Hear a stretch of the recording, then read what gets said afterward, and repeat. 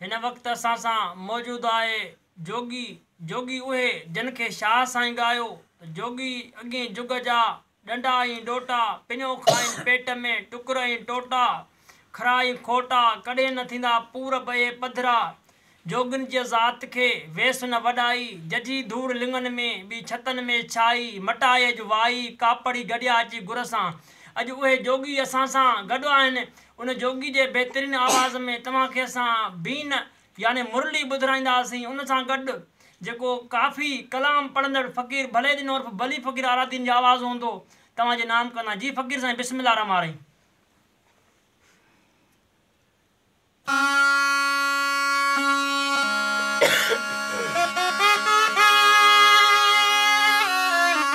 कबूतर खबर तो यदाया है यादी व कबूतर खबर तो यदाया है यादी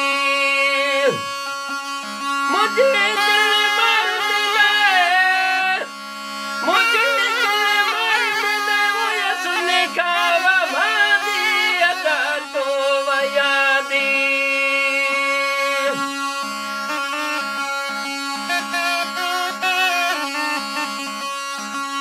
दुथु जनी जो डौरा पियल खीर धौरा वो दुथु जनी जो डौरा पियल खीर धौरा पाणीअ में तपौरा वजटा झील चांदी अदा तो वयादी कबूतर खबर तो अदा तो वयादी मुझे दिल मर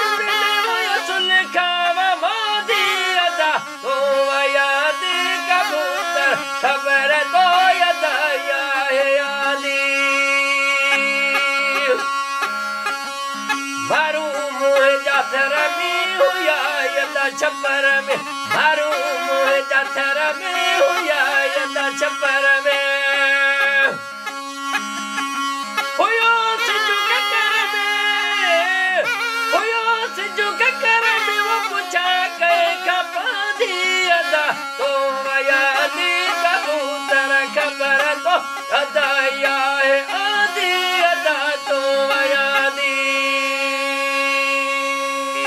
माशाल्लाह माशाल्लाह तमाम बेहतरीन आवाज़ जी नाज़रीन मिठो फ़क़ीर जोगी जो तमाम बेहतरीन आवाज़ ऐं फ़क़ीर भले दिन और भली फ़क़ीर आरादीन जो आवाज़ तव्हां ॿुधो। इंशाल्लाह अहिड़ो प्रोग्राम वरी ज़िंदगीअ में ॿियो दफ़ो बि खणी तव्हांजी ख़िदमत में पेश थींदा। कैमरामैन फ़क़ीर शहज़ादो सां गॾु फ़क़ीर